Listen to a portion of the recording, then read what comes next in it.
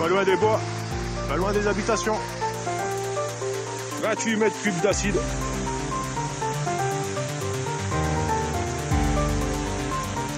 Est-ce qu'on va laisser à nos gosses plus tard? Dès le début, j'étais dans l'égalité. Mais je l'ai fait.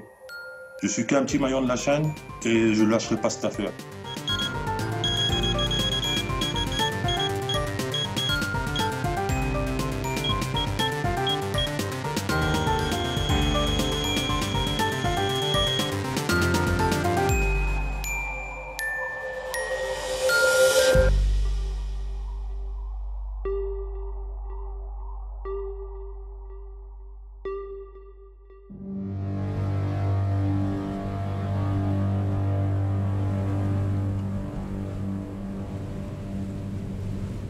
Ça ne sent pas très bon du côté d'ArcelorMittal, au cœur de ce qui ressemble à un scandale sanitaire et écologique. Des milliers de litres d'acide auraient en effet été déversés parmi les déchets de l'usine ArcelorMittal de Florange en Moselle. Du verre fluo et de la fumée, de l'acide déversé en pleine nature. Un ancien intérimaire accuse ArcelorMittal à Florange. Témoignages et vidéos à l'appui, l'entreprise dément, enquête ouverte. Et voilà comment on recycle les déchets à Florange, chez Arcelor. On balance de l'acide. Pas la belle nature pour nos gosses. Et voilà. Au début de l'hiver 2016, un chauffeur anonyme filme avec son téléphone portable le déversement de son camion. 28 mètres cubes d'acide.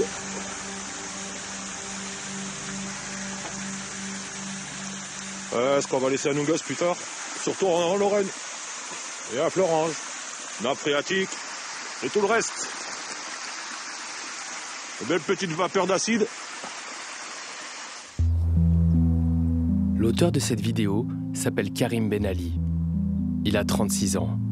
Cet intérimaire n'est pas formé au transport des matières dangereuses. Pourtant, pendant 12 jours, il va conduire un camion chargé de produits toxiques issus des usines d'ArcelorMittal. Un contrat qui a changé sa vie.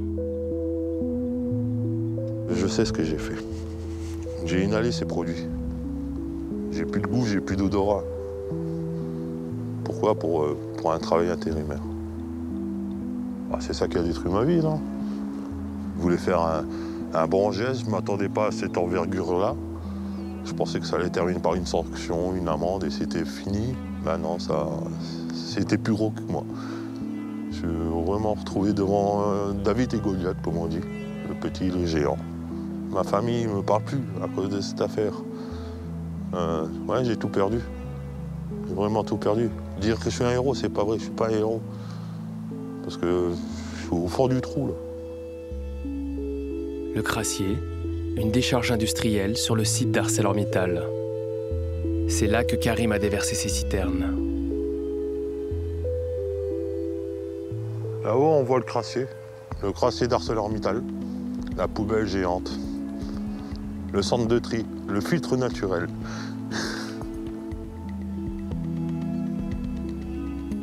Faut pas sortir de Saint-Cyr pour voir que ce qu'on fait est illégal. À partir de là, j'ai dit, ce que je fais est vraiment, vraiment, vraiment dangereux et interdit. Que contenaient les citernes? S'agissait-il vraiment de matières dangereuses? Il y a un an, Karim s'apprêtait à dénoncer ce scandale. En décembre 2016, l'intérimaire tourne sa vidéo. Il la publie de façon anonyme sur Internet. Au début, elle ne fera pas grand bruit. Une journaliste mettra 6 mois à la découvrir. Les images en elles-mêmes sont très fortes. On voit effectivement ce tuyau qui déverse avec de la fumée autour, un liquide jaunâtre, vert fluo, on ne sait pas trop. On est en hiver, enfin voilà, l'ambiance, on sent qu'elle est pesante. Et en fait, ce qui me surprend aussi, c'est qu'en voyant sa vidéo, il y a également... Karim parle sur la vidéo, c'est-à-dire qu'il commente, comme un journaliste un petit peu, il commente ce qu'il fait, quoi. Il explique et on sent qu'il y a de la rancœur dans sa voix. Des beaux produits chimiques, c'est Dame Nature. Voilà. La journaliste décide d'interviewer Karim, toujours de façon anonyme. Elle publie la vidéo qui va se répandre à travers les réseaux sociaux. Je ne me rappelle plus exactement des chiffres le soir même, mais je sais que le lendemain matin, on en était pratiquement à 1 million de vues. Plus que ça augmentait, plus que ça m'inquiétait. Et plus que j'avais peur pour moi, ma famille, mes enfants. On se sent petit, là, très petit. J'avais peur de perdre mon emploi et aller en prison à cause de cette affaire. Face aux révélations de la vidéo, la justice ouvre une enquête préliminaire le 4 juillet 2017.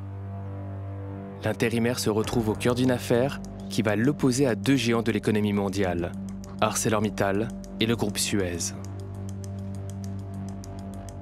Si vous devez vous préparer à un procès et que vous soyez mis en cause, donc sur le banc des prévenus, comment vous réagiriez ? Je prends ma responsabilité. J'ai toujours pris ma responsabilité. Je sais ce que j'ai fait, j'assume ce que j'ai fait. Si la Suez et Arcelor n'assument pas, c'est bien dommage parce que c'est aussi responsable que moi. Je ne suis pas allé de moi-même au crassier pour vider. Il y a des responsabilités de tout le monde, du poste de garde au grand chef d'Arcelor.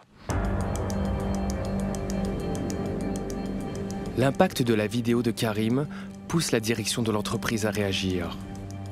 2 jours plus tard, dans une vidéo institutionnelle, son directeur général lit un communiqué écrit dans l'urgence. Il va essayer de parer à la crise. Nous comprenons que ces images puissent choquer. Je tiens à dire qu'ArcelorMittal prend cette situation très au sérieux. Le jour même où nous avons été alertés, mercredi dernier, nous avons immédiatement lancé une enquête. Aucune pollution n'a été révélée. C'est pour cela que nous sommes très prudents sur les faits tels qu'ils sont présentés aujourd'hui. Nous, en tant qu'entreprise, nous n'avons jamais demandé ou cautionné de déversement. Le 25 juillet, ArcelorMittal publie les résultats de l'enquête interne.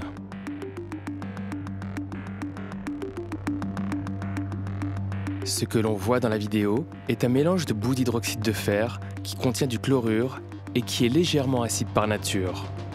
Ces boues sont non dangereuses, aucune pollution à l'acide n'a été enregistrée. Face au communiqué d'Arcelor, Karim décide de sortir de l'anonymat. Il publie une nouvelle vidéo enregistrée dans les locaux de l'association iBoycott. Arcelor dit c'est un mélange de boue d'hydroxyde de fer qui n'est pas dangereux pour l'environnement. Mais malheureusement, dans mon camion, à l'avant, à l'arrière, il y avait des plaques, matière dangereuse, matière corrosive, matière polluante. C'était la première image de la vidéo de Karim, celle que personne n'a remarquée, celle qui passe trop vite. Un chiffre sur un camion, 8. 8 pour produits corrosifs. Moi, dès le début, je savais ce que je faisais. Dès le début, j'étais dans l'égalité. Mais je l'ai fait. Je suis qu'un petit maillon de la chaîne et je ne lâcherai pas cette affaire. Pas pour une question d'argent, mais une question de dignité envers mes enfants.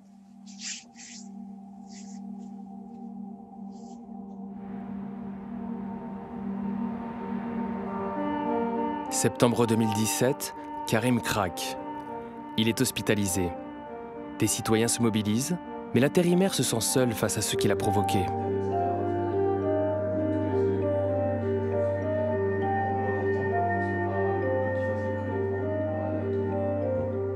Pourvu que ça bouge maintenant, qu'on ne laisse pas les gens comme moi tout seuls.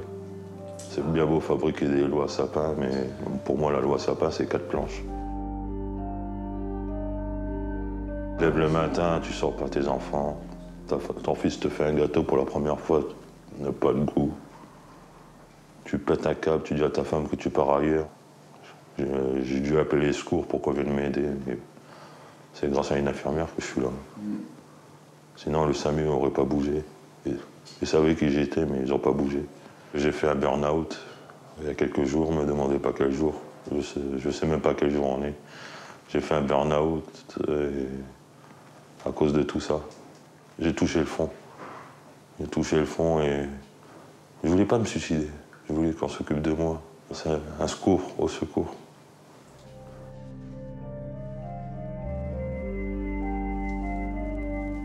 Ça, c'est pour Mittal. Et celle-là, c'est pour Suez.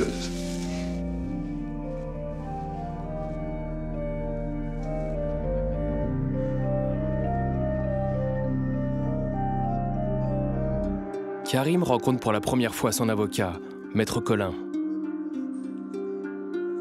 On peut aller chercher la responsabilité de votre employeur puisque vous avez utilisé des produits acides sans protection, sans formation, sans rien du tout. Il faut que vous ayez toujours en tête que là, vous êtes parti sur un marathon, ça va être très long. Au pénal, c'est des procédures qui peuvent prendre, si jamais elles aboutissent, pour infraction à l'environnement, on est parti sur 2 ans, 2 ans et demi. Ça, il faut en avoir véritablement conscience. Tout est fait, quelque part, pour bâillonner les lanceurs d'alerte. Vous avez les procès bâillons à répétition où ils sont poursuivis pour diffamation. Vous avez effectivement un appareil judiciaire qui ne les prend pas véritablement en charge, ni psychologiquement, ni médicalement, ni financièrement. C'est-à-dire qu'on n'aide pas véritablement ces gens-là à révéler ces faits. Ce scandale écologique aurait pourtant pu éclater au grand jour tout autrement. 6 mois avant la publication de la vidéo, Karim avait essayé d'alerter les autorités. Quelques jours à peine après avoir débuté sa mission chez ArcelorMittal, il s'était rendu jusqu'à une caserne de pompiers pour montrer ses vidéos. Sans le savoir, l'intérimaire se confiait au seul pompier qui travaillait aussi chez ArcelorMittal. Un an après, nous sommes avec Karim à sa sortie d'hôpital quand il décide de l'appeler. Allô? Oui, bonjour. Bonsoir, c'est Karim. Oui, bonsoir. Je t'appelle juste pour savoir comment ça s'est passé quand je suis venu te voir dans la caserne de pompiers de Romba. Okay. Ouais. Alors, toi, tu es venu me voir, comme je te l'ai dit, c'était le 20... autour du 20 décembre, il me semble. Oui. Juste avant Noël, d'accord? C'était avant Noël, oui. Avant Noël. Donc de là, moi, je t'ai dit, écoute, j'avais tous les renseignements, j'avais ton numéro, j'avais pris ton numéro. Oui. On avait convenu ensemble que tu regardais l'anonymat et tout ça. Je t'ai dit clairement et de vive voix et sous témoin, si tu veux, que j'allais, si tu voulais, j'allais me renseigner chez Arcelor avec les services compétents afin de faire remonter l'information. Donc j'en parle à mon chef de service. Mon chef de service, il me dit, attention, ça c'était fait grave et tout machin. On va directement en parler à la responsable de l'environnement. Et ça, c'était le 2 ou 3 janvier, je sais plus, à la reprise du boulot. Et c'est la responsable environnement, ArcelorMittal, après, voilà. De Florange. Oui, ArcelorMittal à Florange, oui, bien sûr. D'accord, ok. Alors, ils étaient au courant depuis début janvier qu'il y avait une fuite. Ils étaient au courant début janvier, ils ont été avisés des faits que tu m'avais relatés. D'accord, ok. Tu sais, c'était quoi comme produit, la citerne qu'on a pris, nous? Tu vois où elle est, la citerne? Après, il y a eu une enquête qui a été menée en interne. Une fois que c'est monté au créneau cette histoire-là, que j'ai dû aller déposer, être auditionné par la direction d'ArcelorMittal. Et écrit noir sur blanc, et voilà. Donc tout ce que je te dis là, je l'ai écrit noir sur blanc. D'accord. Je l'ai écrit, et ni plus ni moins. ArcelorMittal était donc au courant. Dès le mois de janvier, l'entreprise avait lancé son enquête interne, contrairement à ce qu'affirmait son directeur général dans sa vidéo du 5 juillet. Le jour même où nous avons été alertés, mercredi dernier, nous avons immédiatement lancé une enquête. En réalité, ArcelorMittal avait attendu le scandale médiatique pour réagir. L'entreprise avait-elle identifié le lanceur d'alerte? Moi, j'ai suivi un petit peu l'histoire à partir du moment où, au mois de juin, c'est un petit peu ressorti cette histoire-là. Ouais, elle est bien ressortie même. J'ai été convoqué par la direction d'Arcelor au Luxembourg, qui est venue à Florange pour m'auditionner en interne, tu vois. En interne. Quand? Moi, ouais, il y a eu l'histoire qui est ressortie. Ils ont voulu savoir mon nom? Mais ton nom, je le savais déjà depuis bien longtemps, mon ami. Allez, Okay. Allez, bonne nuit. Salut, bonne soirée, bon appétit. Allez. Ciao.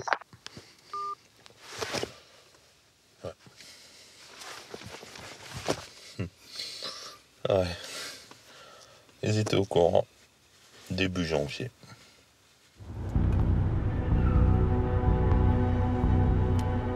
Sur Florange, plus de 2000 personnes travaillent pour ArcelorMittal, un des principaux fournisseurs d'emplois dans une région où plane la menace des fermetures d'usines. Ils ont tous peur de Mittal. Mittal, il tient le Val de France avec les doigts, s'il veut, il ferme l'usine. Et ici, voilà, il ne restera plus rien. Ça nous fera une belle tâche. Entre décembre 2016 et janvier 2017, Karim va travailler 12 jours pour la société Sanest du groupe Suez. Spécialisée dans le nettoyage industriel, elle est en charge des déchets du groupe ArcelorMittal. Sans formation, Karim n'aurait jamais dû conduire ses camions. Un village entreprise. Tous les matins, je prenais un poste derrière la benne où il y a les bagues à l'eau. Tous les matins. Je prenais le tracteur, on me disait « Karim, tu vas au décapage, il y a un gars d'Arcelor qui t'attend. » On ne travaillait jamais seul, on était toujours en binôme.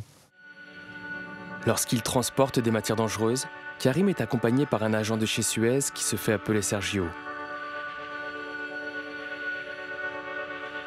Tiens, il est là, Sergio. C'est celui qui est en bleu.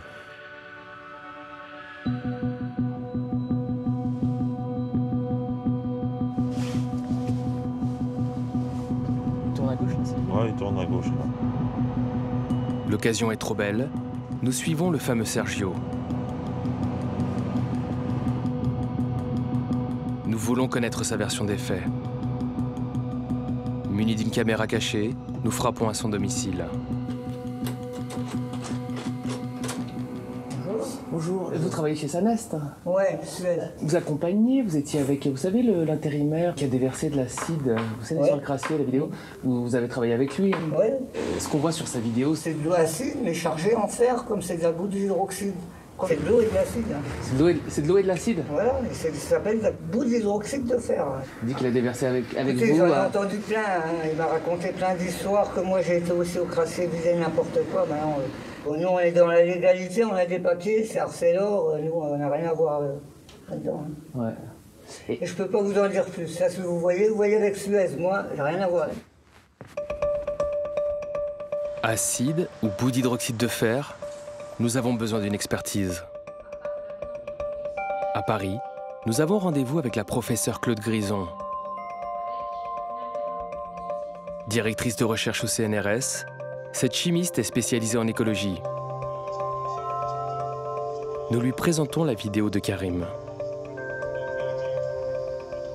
Quand on me parle de boue d'hydroxyde de fer, je m'attends plutôt à un matériau d'une consistance assez solide. Et s'il est très chargé en hydroxyde de fer, je m'attends également à avoir donc un résidu semi-solide de couleur orange. C'est ce qui me vient à l'esprit spontanément. C'est ce que vous voyez là? Ah, sur ce que vous montrez, non, bien sûr. Non, on voit autre chose dont j'ignore complètement la composition.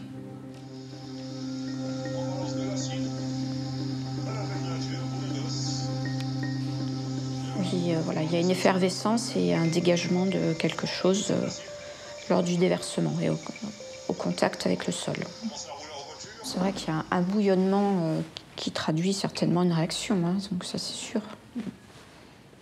Une réaction de quoi? Si c'est un acide et que le sol est relativement calcaire, on peut imaginer une réaction qui dégage du CO2, on peut imaginer des choses comme ça. Hein. Et les boues d'hydroxyde de fer, ça réagit généralement quand c'est déversé comme ça dans la terre?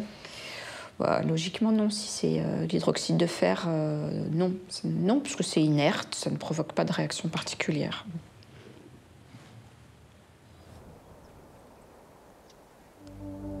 Au cours de notre enquête, nous avons découvert que Karim avait filmé non pas une, mais 2 vidéos le jour du déversement. Ces images n'ont jamais été montrées. Ouais, c'est moi. Ah, c'est beau, hein. Alors ça, c'est 2 semaines d'acide. Le père Arcelor préfère garder le pognon pour lui. Dans cet enregistrement, on aperçoit le camion de Karim et ses 3 citernes. C'est même pas bâché. L'intérimaire va nous alerter sur un détail à l'arrière du véhicule. Voilà. Une plaque d'identification orange. Allez-y sur Internet. Cherchez-moi la gamme là et vous verrez ce que c'est. C'est de la boue et moi je balance de l'acide. Sur cette plaque orange, 2 nombres, 80, 1789. L'identification de la cargaison. La première ligne correspond au code d'Angers. 80 pour matière corrosive. La deuxième ligne est un code international créé par les Nations Unies. Il permet d'identifier une cargaison partout en Europe. 1789 pour acide chlorhydrique en solution. Ces cargaisons, 80, 1789, pouvaient-elles être déversées sur le crassier? nous découvrons un document interne à ArcelorMittal datant de 2006. Il répertorie les déchets de l'usine et leur mode d'élimination. 80, 1789 apparaît 2 fois. Pour acide chlorhydrique souillé et pour acide souillé. Dans les 2 cas, le produit doit être détruit au centre de traitement.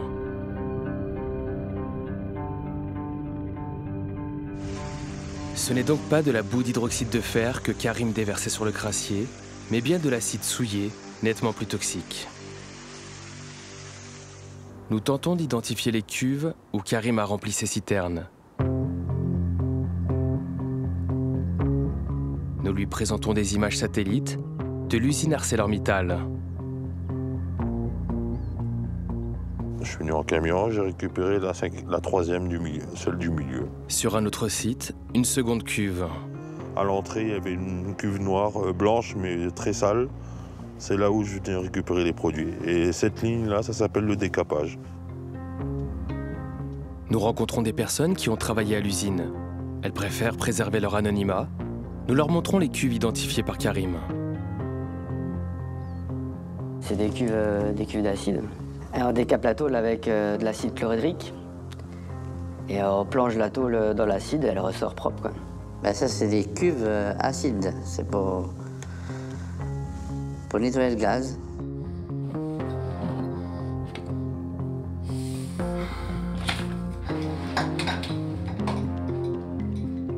Nous décidons de nous rendre sur le crassier. Le village de Marspiche et en face la décharge industrielle utilisée depuis presque un siècle par l'industrie sidérurgique.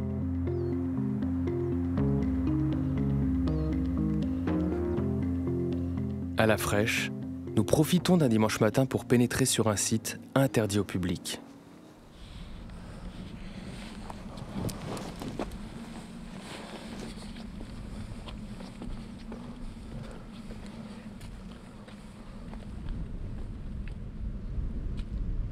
Il n'y a rien qui a repoussé. Voilà, c'est là.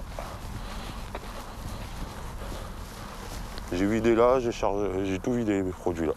Un là et un à hauteur du poteau, où il y a les caillasses. Voilà déjà 1 an que Karim a déversé le contenu de ses citernes. Plus de 6 mois que l'enquête préliminaire a été lancée.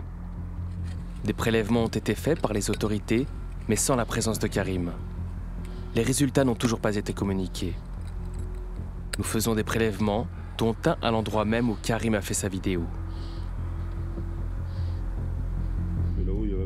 À proximité du crassier, un autre échantillon de la terre épargnée par les déversements de Karim. Quelques semaines plus tard, les résultats montrent un écart entre les 2 échantillons. Le taux de chlorure est 30 fois supérieur là où Karim a déversé et le taux de sulfate 80 fois supérieur. D'après le laboratoire Analytica, cet écart est très vraisemblablement le résultat d'une réaction des éléments contenus dans le sol avec un mélange d'acide chlorhydrique et sulfurique.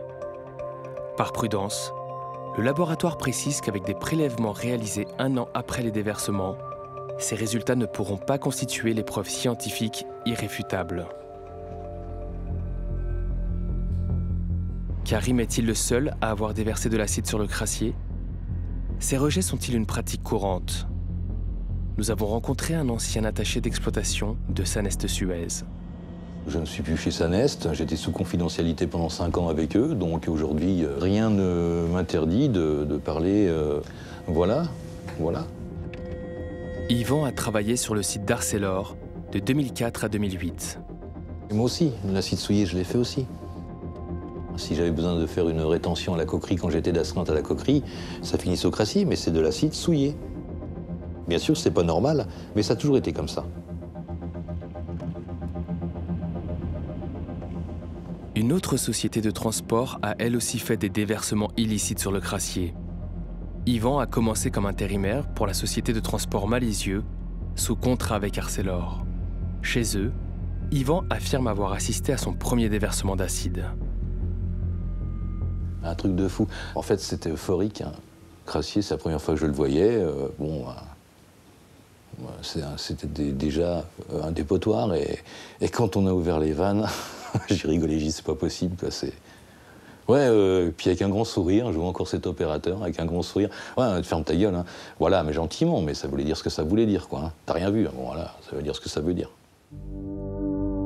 De cette époque, Yvan a gardé des photos, des images prises sur le crassier, de la boue d'hydroxyde de fer. C'est bien noir, c'est bien lourd, c'est bien graisseux, c'est... Pour vous dire que c'est pas du tout liquide, quoi. C'est très très dur à pomper, c'est très très lourd. D'autres photos montrent une matière bien plus liquide. À cette époque-là, j'avais pris quand même 2-3 clichés, histoire de me dire, je crois pas que ce soit normal, et voilà, quoi. Donc là, on voit bien que c'est un camion qui est en train de dépoter. Bon, ça, c'est de l'acide. Puis vous voyez un peu la nappe du crassier, donc de quoi faire. C'était censé être dépoté où, ça? Bah, ça, pour moi, c'est en centre de traitement. On pouvait s'approcher librement de la rive, donc il n'y avait pas besoin de tuyaux. Et puis, comme ils avaient bien recreusé les bords du crassier, je pense que c'était pour qu'on en remette de plus belle, quoi. Voilà. Ça, c'est de l'acide qui navigue sur du résiduel de boue d'hydroxyde de fer, de produits beaucoup plus compacts. Ça fait quand même une paire d'années, une paire de décennies qu'il est là, ce crassier, qui sert comme ça. Et puis bon, il est connu de tout le monde. Voilà, c'est pas un secret. Ça, c'est en bas du crassier. C'est une espèce de fontaine qui crache bien. C'est tout ce qui descend du crassier par infiltration. Voilà, c'est pas ferrugineux, hein, c'est dangereux. Nous présentons la vidéo du déversement à Yvan. Et voilà, et on dit ça que c'est de la boue de fer. Pour moi, c'est de l'acide. Ça, c'est exceptionnel quand même, parce que moi, j'ai jamais vu le crassier fumer comme ça, quand même. C'est incroyable, hein. Ça, c'est cette couleur jaune comme ça, il y a une grosse réaction chimique. C'est de l'acide. Je m'y ferai pas cette vidéo.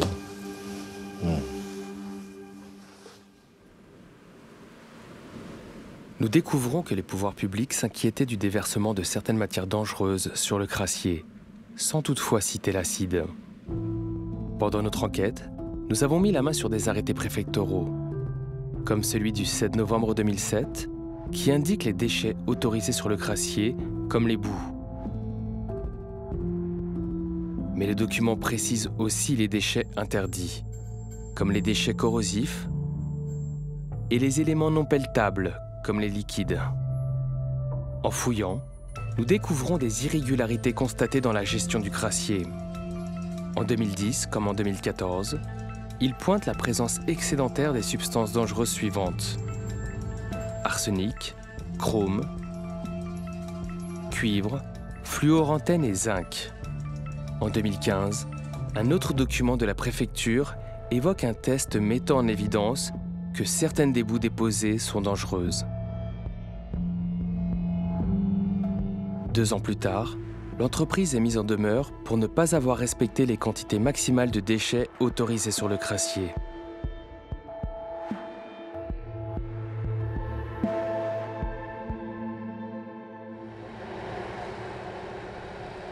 Les pratiques dangereuses d'ArcelorMittal ne se limiteraient pas au crassier. Karim a obtenu un certificat médical pour accident du travail. Perte de goût, perte d'odorat, problème olfactif suite à un déversement de produits. Quelle substance déversée a pu avoir un tel impact sur sa santé?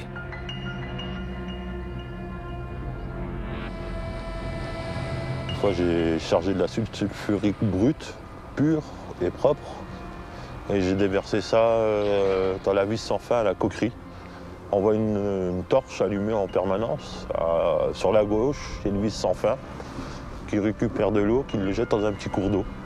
Et là, j'ai déversé à peu près 6 mètres cubes d'acide sulfurique. Cette vis sans fin se déverse pourtant dans une rivière. J'ai commencé à déverser le produit, l'acide sulfurique dans l'eau. Ça fait une réaction. Ça se transformait en un gros nuage bien blanc. Je devais tenir le tuyau avec le pied et j'inhalais les produits. Et c'est là où j'ai vraiment casqué. Pendant 2-3 jours, j'étais bien malade. Des douleurs aux poumons, des douleurs au nez, les yeux qui brûlaient.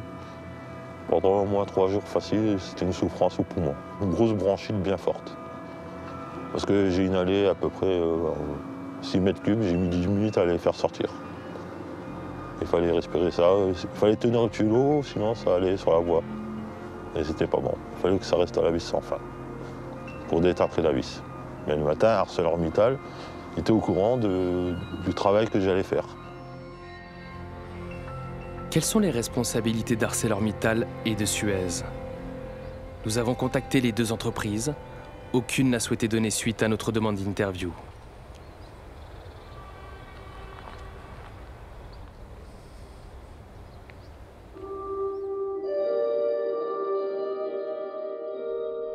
Un autre scandale environnemental dénoncé par des citoyens sur Internet.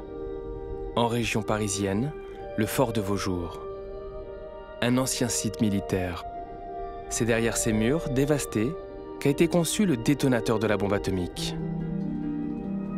Et très vite, le fort m'intrigue parce que dès qu'on rentre, on nous lâche les chiens, quoi. Une friche industrielle quelconque, un gardiennage 24/24 où on nous lâche les chiens. Je me dis, qu'est-ce que c'est que ce fort, quoi? Qu'est-ce qui se passe ici? Et c'est là que l'enquête commence. Je crois que j'étais hanté par le fort, quoi.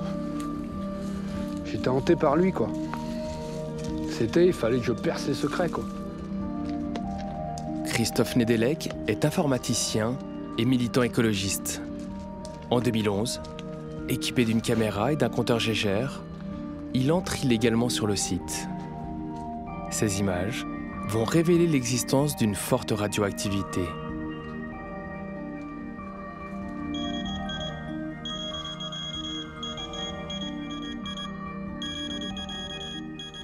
Posé sur un mur du fort de Vaujour, le compteur indique une radioactivité 30 fois supérieure à la normale.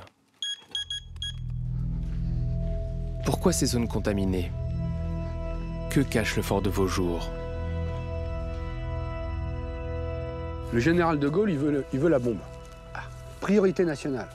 La priorité nationale, c'est que la France se dote de l'arme atomique. Et pour ça, open bar. Tous les moyens sont mis à la disposition du commissariat à l'énergie atomique pour pouvoir répondre à cette exigence. La France doit détenir la bombe atomique. Ici, ils vont faire exploser des sphères d'uranium. Ils vont les filmer avec des caméras à haute vitesse pour analyser les ondes de choc et la façon dont elles vont compresser les sphères d'uranium. Donc ici, il y a des milliers de tirs à l'air libre avec des projections d'uranium qui se sont propagées partout. Pendant 40 ans, le CEA, le Commissariat à l'énergie atomique, va mener ses expérimentations. Manipulant de l'uranium, mais aussi d'autres matières chimiques comme le beryllium, connu pour être extrêmement toxique et difficilement détectable. Nous sommes pourtant au cœur d'une paisible banlieue, à 15 km de Paris. Joël Borda a vécu toute sa vie à proximité du fort. Les gens n'appelaient pas ça le centre d'énergie atomique ou quoi, ils appelaient ça l'atome. On entendait régulièrement une sirène. Et aussitôt derrière, comme une explosion qui faisait tout vibrer dans la maison. Et nous, en tant qu'enfants, on avait peur. Alors, on demandait aux parents, mais qu'est-ce que c'est? Et donc, les parents disaient, oh, c'est rien, c'est à l'atome encore, ils font des essais. Voilà. Mais ça se limitait à ça. En 2000, il y a un dossier d'abandon du site qui est fait par le CEA. Et c'est là que les riverains découvrent que pendant 40 ans au-dessus de chez eux, ils ont fait de la détonique nucléaire, quoi. C'est-à-dire que sur le fort de Vaujour, on a une pollution à l'uranium, on a une pollution au beryllium, on a des polluants chimiques. Hein. Nous, on a des documents qui expliquent qu'ils utilisaient des matières chimiques tellement toxiques qu'ils devaient les manipuler en scaphandre. Quand on parle de produits comme beryllium, comme uranium, on sait aussi les répercussions que ça peut avoir sur la santé des gens. Et donc, moi, ce qui m'interpelle, c'est le nombre. Rien que dans notre famille, il puisse y avoir 10 personnes qui disparaissent, des gens comme moi, personnellement, qui suis surveillée pour des nodules à la thyroïde. Voilà, la maison de ma grand-mère maternelle, elle est juste là. Mon grand-père est décédé d'un cancer. Dans cette maison bleue, ma tante est également décédée d'un cancer de la peau. À ce niveau-là, il y avait une toute petite maison et c'était une autre de mes tantes qui habitait là. Et son mari est également décédé d'un cancer. Ici, c'est encore une de mes tantes. Mon oncle, lui aussi, est décédé d'un cancer. Les activités sur le fort de Vaujour ont-elles eu des conséquences sur la santé des riverains? En 2001, un directeur du CEA se voulait rassurant. Il n'y a pas de risque pyrotechnique, de risque chimique, de risque nucléaire sur ce site, que tout ce qui devait être fait pour le rendre à une nouvelle vie a été fait. En 2010, le fort est vendu à Placoplâtre. L'entreprise espère exploiter le gypse enfoui dans les sols. Il est nécessaire à la fabrication de son plâtre. Christophe décide d'entrer illégalement sur le site. C'était le 9 mai 2011. On passe par là.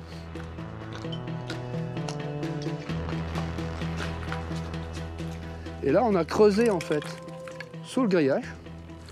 Et façon papillon, on s'est faufilé, on était deux, et on s'est faufilé sous le grillage. On voulait revenir avec la preuve qu'il y avait toujours une contamination radioactive du fort. Nous, c'était notre objectif. Et en 2 heures, on a trouvé une zone contaminée sur le fort. En 2 heures de nuit, avec un compteur grand public à 250 €. Si on n'avait pas eu cette vidéo, le fort de Vaujour serait en train d'être démoli comme on démolit, un lotissement de banlieue, quoi.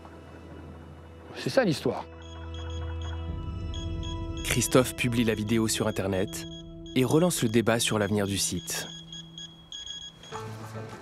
Placoplâtre conteste le film de Christophe Nedelec et organise de nouvelles mesures de radioactivité. La société décide de jouer la transparence. Elle invite la presse, les associations contestataires et un laboratoire indépendant critique, la CRIRAD. Pour le point CA1, quand on va le faire, c'est important que vous soyez là. Et contre toute attente, à l'endroit où la vidéo avait été tournée, le compteur indique une contamination de 21 coups par seconde. Sur un mur qui n'est pas contaminé, vous avez un niveau, vous voyez en ce moment, qui est de l'ordre de 0,4 à 2,6 coups par seconde.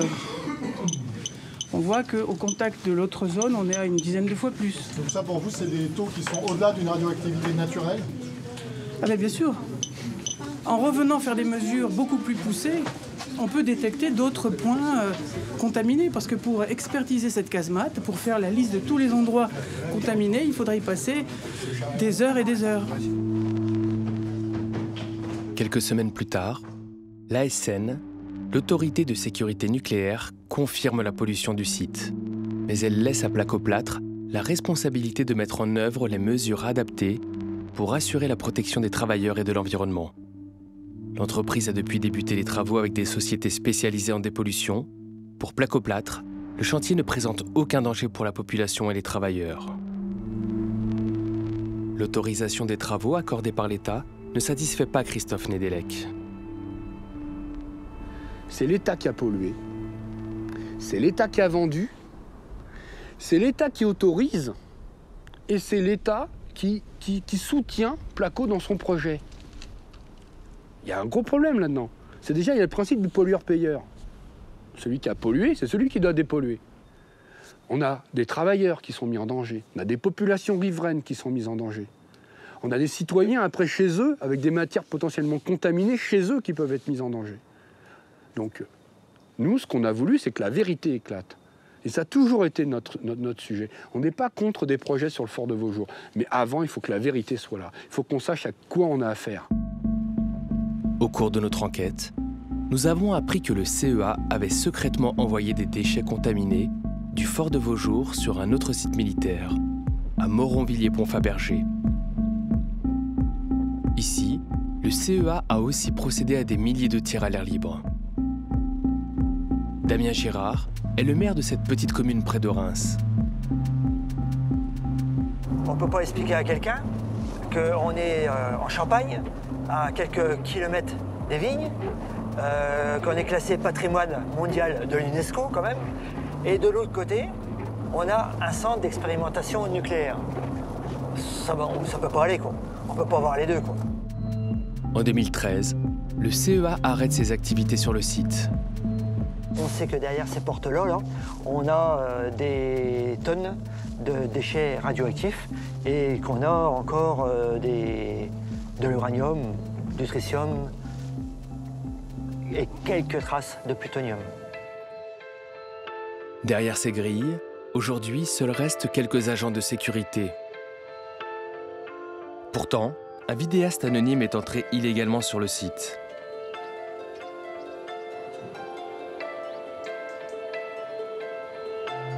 Équipé d'une caméra et d'un compteur Gégère, il visite les différentes installations.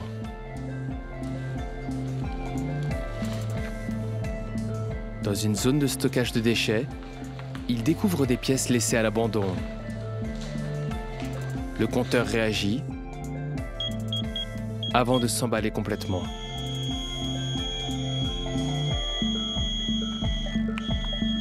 Quels sont ces déchets laissés à l'intérieur du polygone du CEA? Il y a potentiellement un danger sur la population. C'est extraordinaire. C'est pas acceptable, quoi. Aujourd'hui, on nous abandonne. On est vraiment on est abandonné par l'État français. Ouais. Aujourd'hui, 1700 habitants vivent à proximité. Face au silence du CEA, le maire compile les articles de presse relatifs aux activités du site. Damien Girard redoute qu'il ne décontamine jamais le centre. Là, il y avait des investissements pharaoniques. Et aujourd'hui, il n'y a plus d'argent pour dépolluer le site. Ça, c'est une grande crainte. Le CEA donc, a toujours refusé le mot radioactif, le mot uranium, le mot tritium.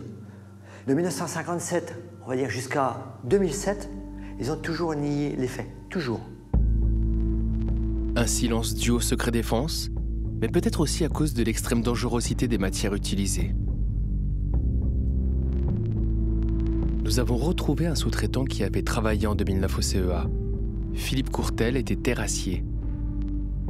Pendant 6 mois, avec ses collègues, il va déplacer des centaines de tonnes de terre pour rénover un système de canalisation sur le haut du fort. Il y avait des tirs régulièrement. Il y avait une sirène, une énorme sirène, qui a 3 coups, alors il fallait qu'on se mette sous des abris. Il y avait des abris tout le long des parcours, comme des abribus. Comme un peu en ville, il y a des abribus. Là, on se mettait là, alors on se retrouvait 10, 15, 20 sous l'abri. Bon, c'était un abri à courant d'air. Voilà, avec du recul, on se dit, merde, peut-être qu'on n'aurait peut-être pas dû aller là, ou quoi que ce soit. Surtout qu'on s'aperçoit aujourd'hui, quand même, que, bon, il y a des gens qui disent que c'est pas contaminé. C'est faux, c'est contaminé, pour être franc. Et au fur et à mesure de ces travaux-là, bon, on rencontrait un peu de tout. Mais alors, les gros problèmes qu'on a rencontrés à quelques endroits, c'est l'uranium. Bon, on nous disait que c'était de l'uranium irradié. Bon, on ne sait pas trop. Mais c'était de l'uranium, parce que dès qu'on trouvait, disons, ce morceau de ferraille qui était phosphorescent, vert phosphorescent, on appelait une personne qui était habilitée à venir chercher, disons, ce morceau de ferraille, qui était enlevé avec beaucoup de précautions. D'abord, le monsieur, il était habillé en cosmonaute. Et il mettait ça dans un sac. Et puis, bon, après, il emmenait ça, je ne sais pas trop. Nous avons retrouvé un de ces agents habillés en cosmonaute. Chargé de la décontamination sur le fort de Moronvilliers, cet homme se définit comme un éboueur du nucléaire. Il souhaite garder l'anonymat. Pour moi, la zone 1 et la zone 2 ont vu des tirs, c'est même sûr et certain, avec de l'uranium. C'est sûr. Et étant donné qu'il n'y avait pas de cuve, que les cuves ont été faites qu'après, ça pouvait être qu'à l'air libre. Et tout en haut du site de Montvillers, il y avait la zone 5. La zone 5, à l'époque, ils ont fait des tirs en puits. Les puits sont toujours en place. Les puits n'ont jamais été ouverts. Tout est encore dedans. Donc il y a 62 ou 64 puits avec les déchets qui sont encore dedans. C'était des explosions à quoi à l'intérieur de ces puits 99,99% sur uranium. J'ai entendu parler de plutonium. Je n'ai jamais vérifié. Et par contre, sur la zone 3, oui, c'était des tirs plutôt axés sur le beryllium. Le beryllium, cet élément volatile et extrêmement dangereux. J'ai eu des tirs beryllium, je ne vais pas dire à l'air libre, dans une enceinte de confinement, mais sans toit à l'époque. C'est-à-dire que c'était une cuve, mais il n'y avait pas de toit. Et donc, pour piéger le beryllium, ils injectaient de la mousse. Ça piégeait la contamination. Et étant donné qu'il n'y avait pas de toit, voilà. Est-ce qu'il y en a qui s'est échappé, des particules se sont échappées ou quoi aux caisses? Ça, c'est certainement les cabines de prélèvement qui pouvaient le dire ou pas. Et je vous dis, les résultats de ces cabines de prélèvement, on ne les connaissait pas. J'ai vu des choses un petit peu choquantes, on va dire. Le fait que vous travaillez en masque dans une zone gravillonnaire, la tenue qui va bien, le masque avec la cartouche P3 pour les poussières. Vous avez une paire de gants en laine, 2 paires de gants Mappa. Vous êtes habillé en un Golgoth, les bottes, les surbottes. Et là, vous voyez les maçons qui arrivent. Et là, le maçon, il est en tenue orange. Et il vous tape dans le dos, et lui, il est juste en orange, et vous, vous êtes en masque. Et il y a juste un petit muret qui vous sépare. Elle gratte en la main pour dire bonjour. Et je fais, qu'est-ce que tu fais sans masque, toi, ici? On revient refaire le mur. Ça m'a carrément choqué. C'est pas logique. Il y a quelque chose qui va pas à ce moment-là. Aujourd'hui, avec du recul, Philippe aussi s'interroge. Et si le CEA n'avait pas pris toutes les précautions concernant les sous-traitants?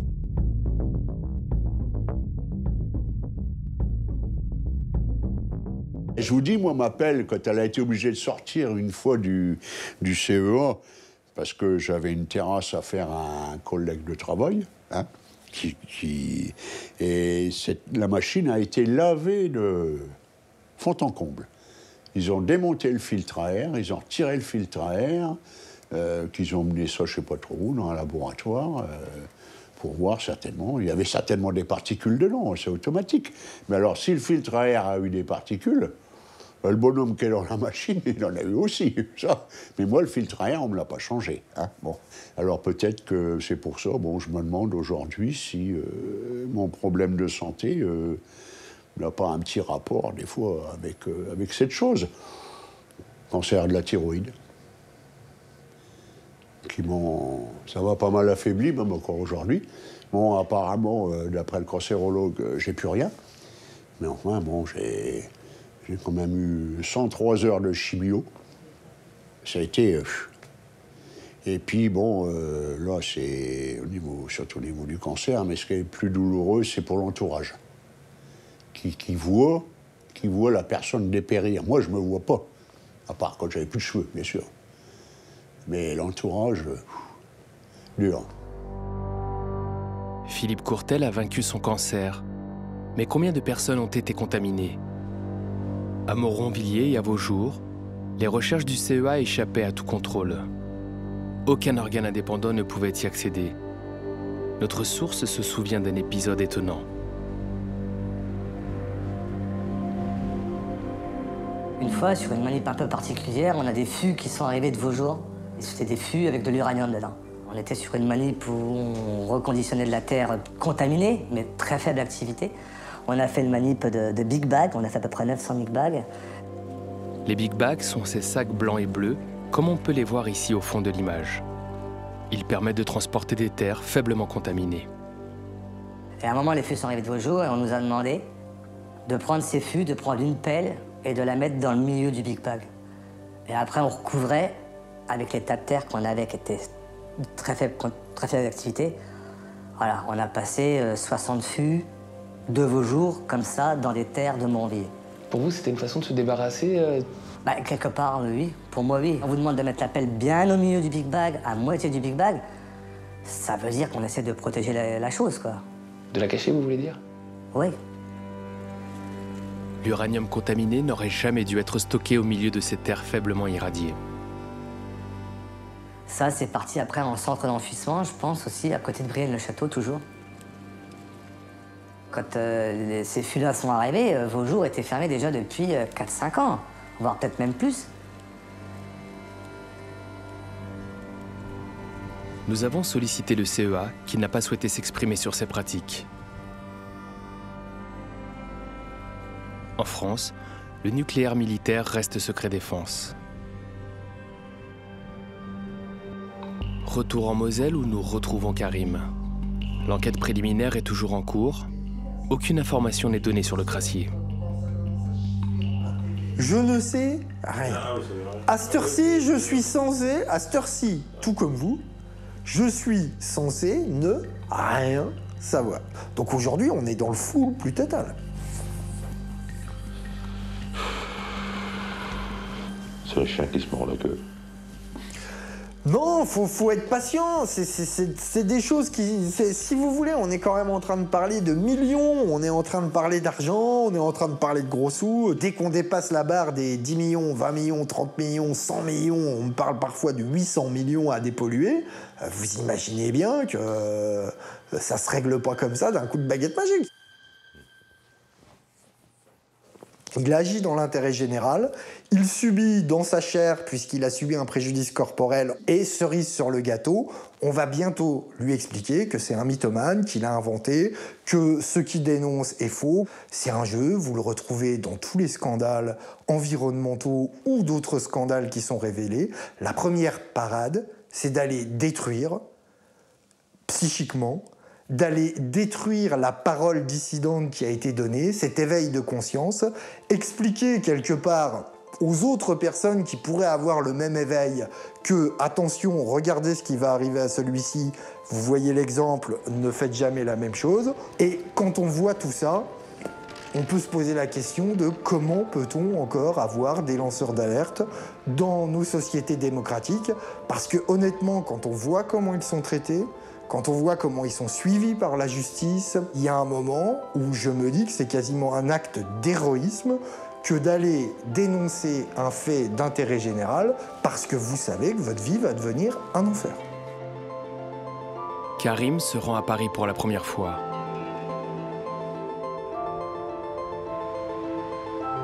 À la recherche de soutien, il a rendez-vous avec une autre lanceuse d'alerte, Céline Boussier. Attaquée en justice pour avoir dénoncé des maltraitances envers des enfants, elle est la première lanceuse d'alerte relaxée. Et du coup, t'es venu là à l'improviste alors? Ouais, à l'improviste, je suis sorti ce jeudi-là. Ouais. Et ben, c'est ma première sortie en extérieur. D'accord.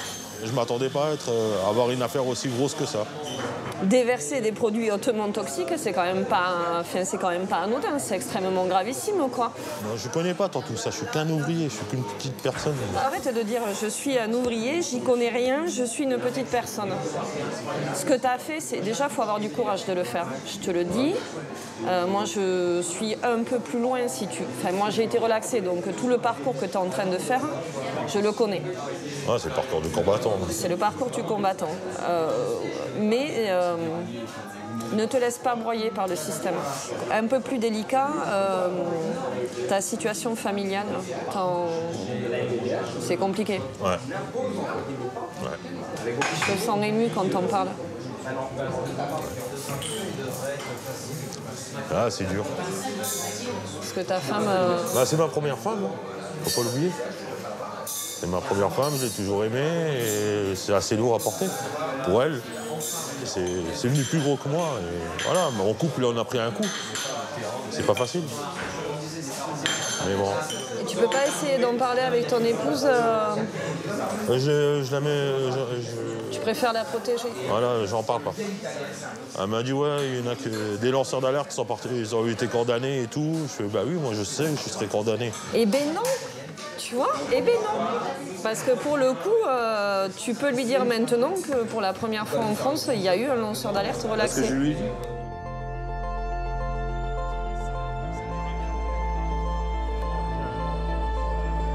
Au Salon des lanceurs d'alerte, en ce mois de novembre 2017, Karim est le premier lanceur d'alerte ouvrier.